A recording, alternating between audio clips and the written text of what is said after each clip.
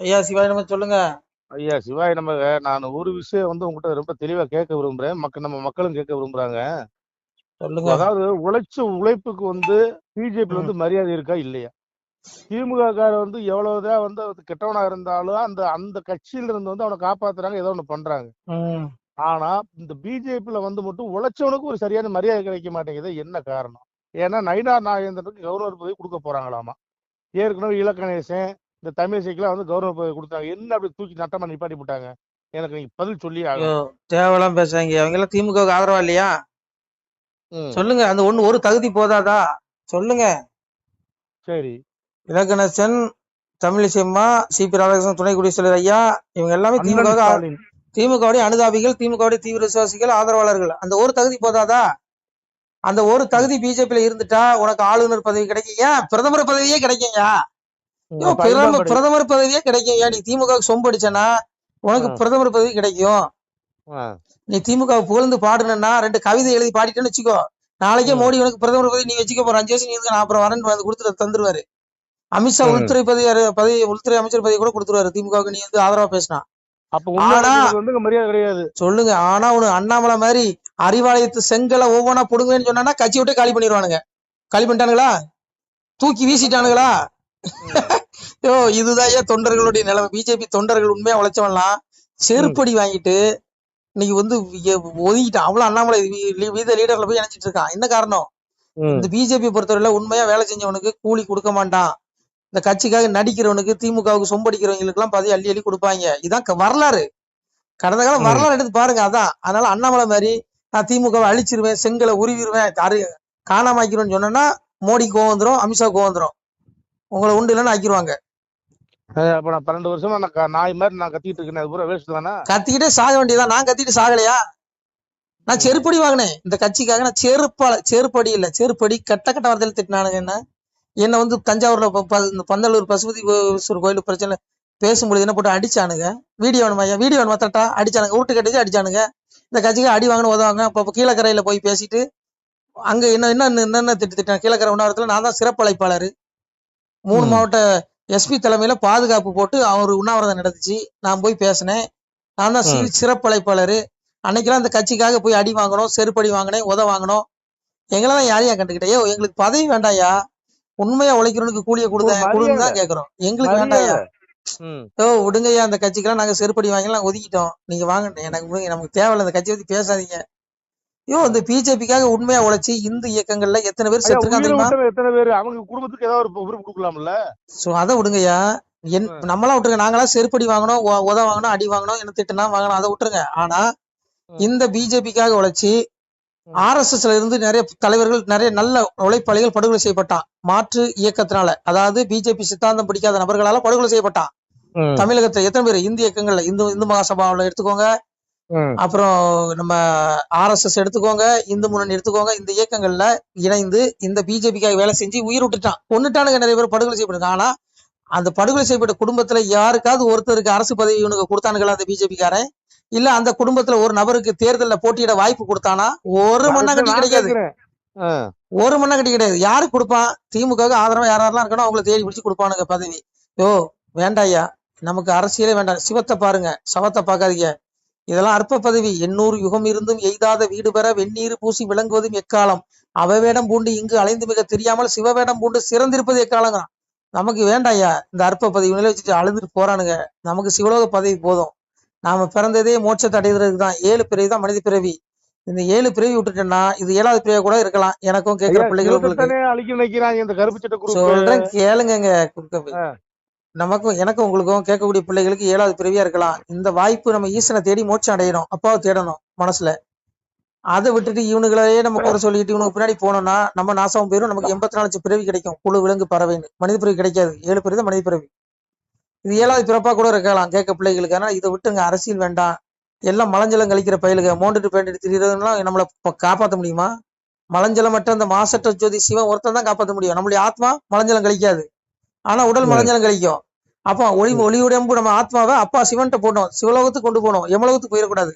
அவனை தேடினா சிவலோகம், அவனை தேடலே யமலோகம். யமலோகத்துக்கு போனா தீர்ப்பு. 84 லட்சம் பிறவி கிடைக்கும். இன்னைக்கு கறி திங்கிறமே ஆடு யாரு? கோழிக்கறி திங்கமா ஆட்டுக்கறி திங்கமா இதெல்லாம் யாருங்க? நம்மளை போல மனிதனா பிறந்தவன் தான். அவனுடைய ஆத்மா தான் உய்வடையல, மோட்சத்துக்கு போகாதனால அந்த பிறவி எடுத்து இந்த பாடுகள் அனுபவிச்சுட்டு இருக்கான். 84 லட்சம் பிறவி தூங்கிக்கிட்டு இருக்கேன். ஆசாப்பட்டில தொங்கிட்டு இருக்கான். அந்த நிலைமைக்கு நம்ம ஆயிடக்கூடாது. சத்திய வார்த்தையா சாமியை சொல்றான். ரஜசி பிரளயம் கத்வா கர்ம சங்கிசி ஜாயுதே ததா புள்ளின்னு தமசி மூட யோனி ஜாயுதே மூட யோனி யோனி பிறப்பிடும் அசுர யோனி, பாம்பு தேளு பூரா கோழி பன்னி நாயி ஆடு, இப்படி இந்த போட்ட யோனில நீ வந்துருவ. கசாப்புல தொங்குவனை பிடிச்சி திம்பாங்கிறான். 84 லட்சம் பிறவி.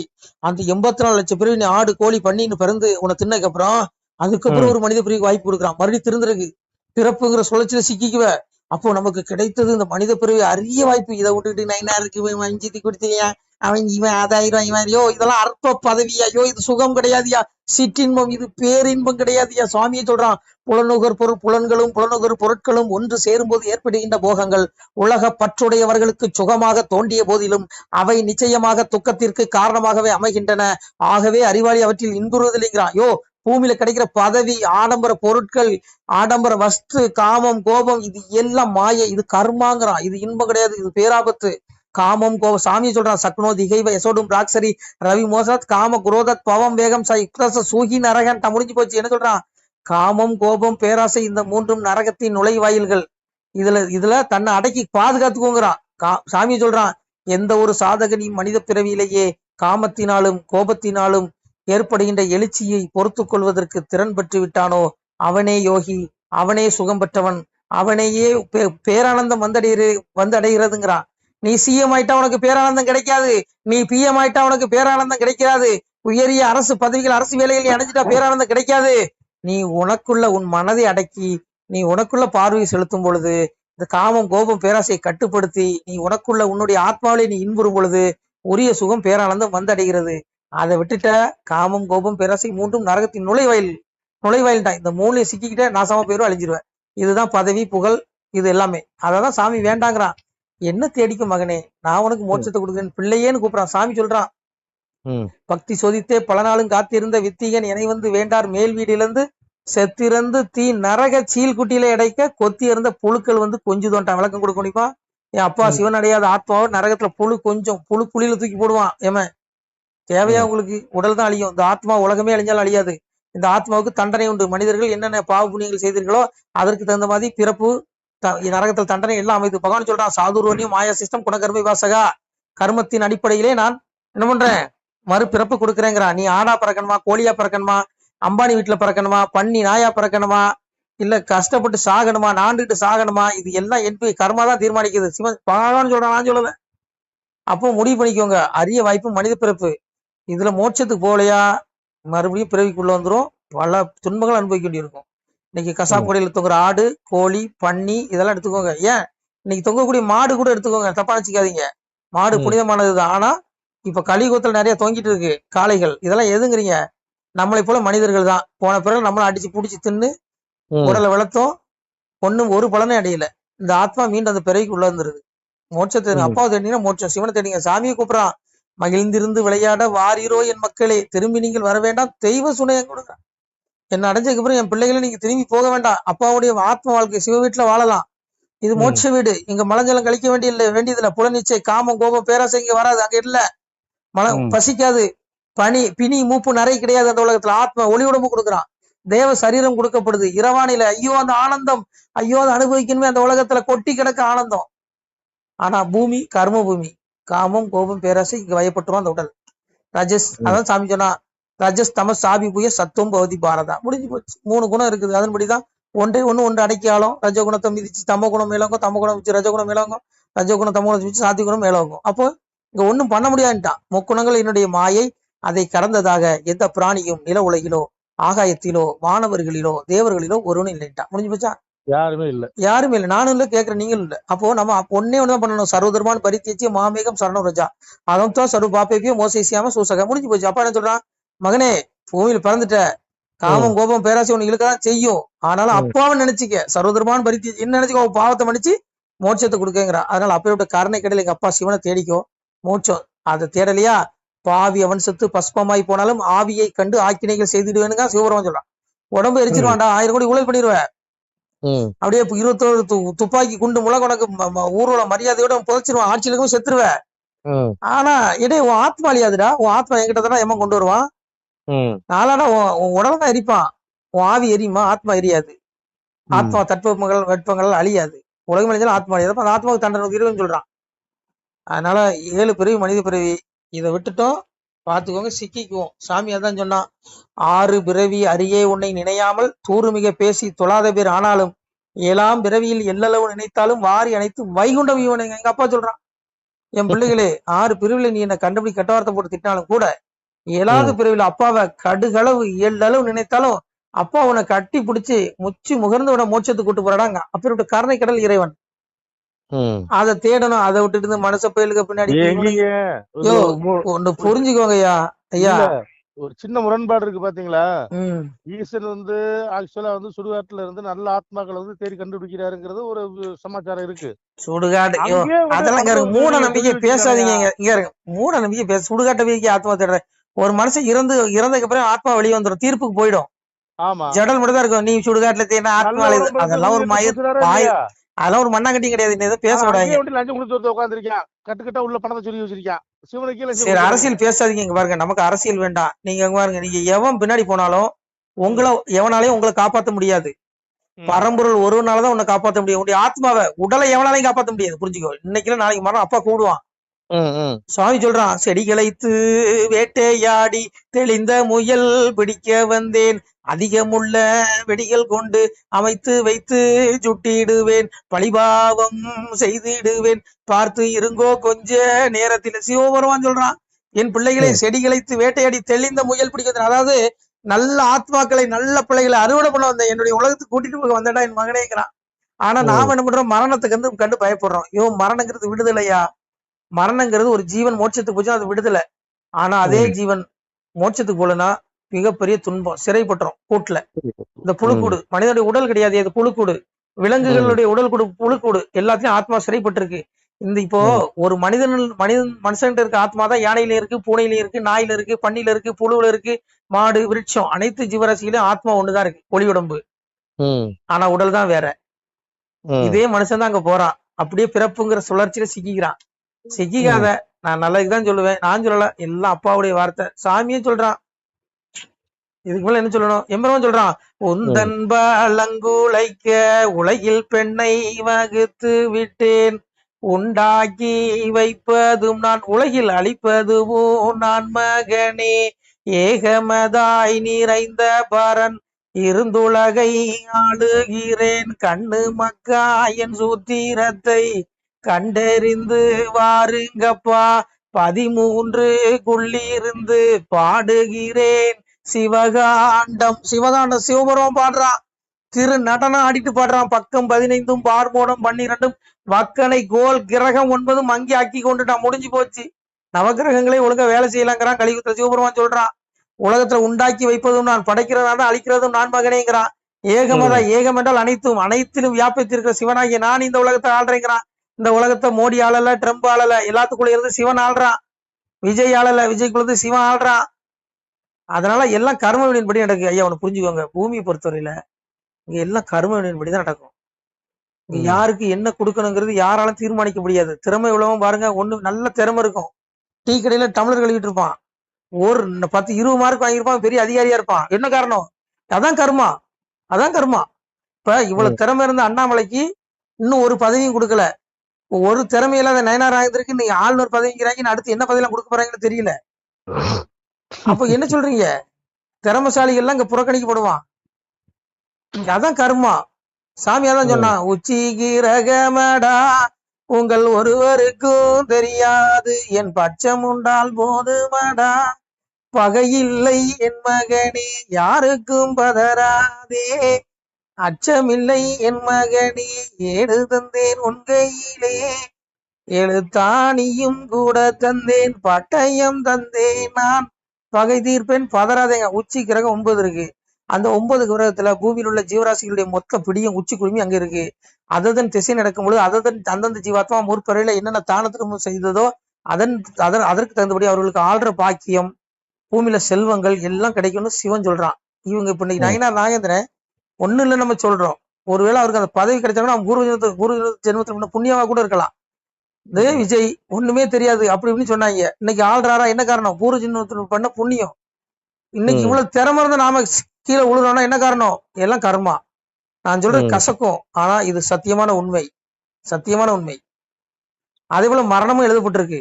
ஒரு ஜீவன் ஒரு தாய் வயித்துல பிறக்கும் பொழுதே எழுதிடுறான் சாமி, இந்த ஜீவாத்மா இப்படி வாழ்ந்து இந்த இடத்துல மரணம் இத்தனாம் தேதி இந்த கணப்பொழுதுல இந்த மாதிரி மரணிக்கணுங்கிறது விதி.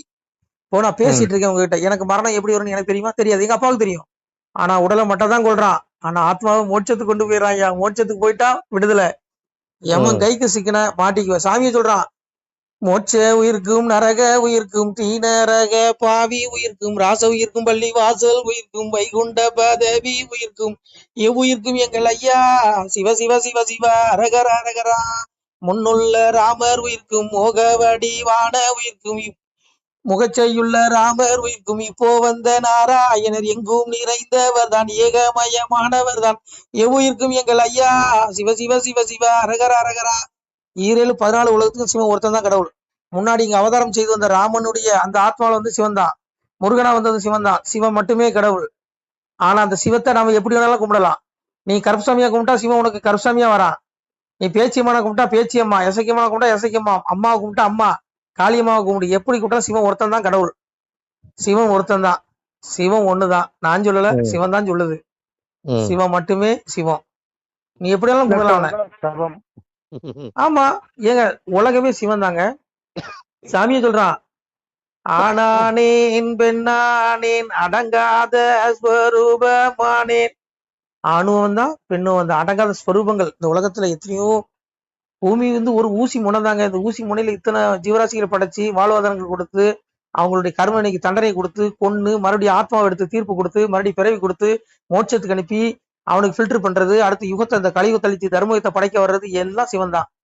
ம் அதனால சிவத்தை தேடிக்கோங்க. சாமியே சொல்றான், ம் அரகரா என்ற சொல்லை கரையேறா பாவி நீசன் அறியவும் மாட்டானல்லோ சிவனே ஐயா.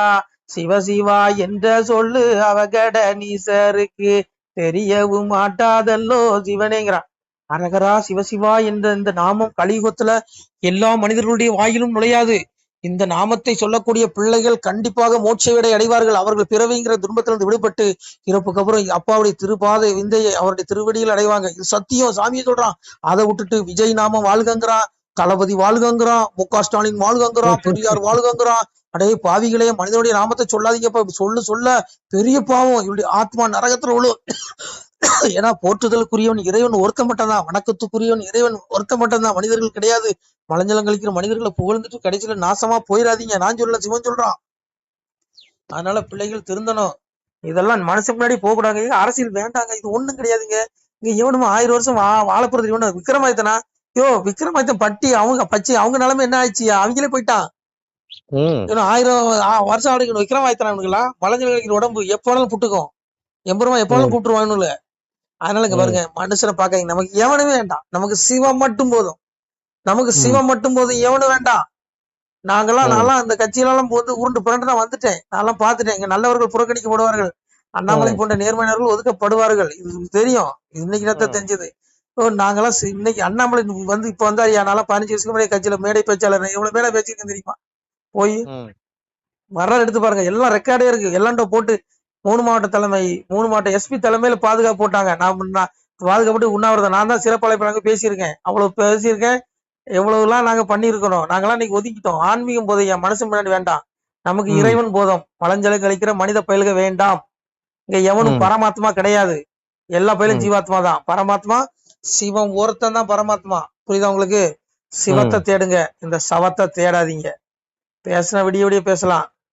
இந்த கழிவு கழிஞ்சு தர்மயுகத்தை இறைவன் படைக்கக்கூடிய நாள் நெருங்கிட்டு, இந்த கழிவு ம் எப்ப வேணாலும் அழியும். சாமி சொல்றான், மாசு கழியறுத்து மக்கள் ஒரு மித்தவுடன் பாசு பதம் வாங்கி பாலன் கையால் நான் கொடுத்து கூப்பிடுதல் ஒன்றில் குவளையத்தை நான் கிறக்கி சாப்பிடுவேன் நஞ்சை பால வைப்பேன் பாலரைங்க. அப்பா சொல்றான், ம் நஞ்சுனா துஷ்ட பிள்ளைகளை அழிச்சு கொண்டுட்டு என்னுடைய பிள்ளைகள், எங்க சாதுக்களை, நல்ல பிள்ளைகளை ஆத்ம வாழ்க்கை இந்த உலகத்தை அழிச்சு மறுபடியும் வரக்கூடிய தர்மயுகத்துல, கலிகம் ஒளிந்து வரக்கூடிய தர்மயுகத்துல அவர்களுக்கு நான் வாழ்வு கொடுப்பேன்.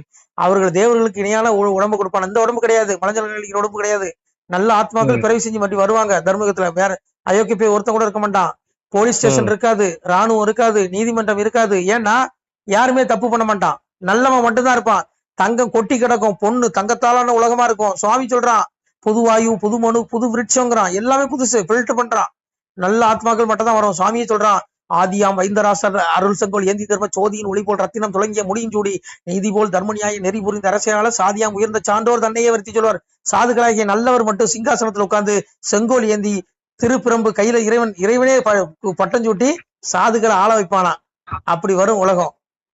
அதனால இந்த மாதிரி இந்த காம குரோதம் பெண்ணாசை மண்ணாசை பிடித்த கும்பல்லாம் ஆள மாட்டான். ஒருத்தனை இருக்க மாட்டான் உயிரோட.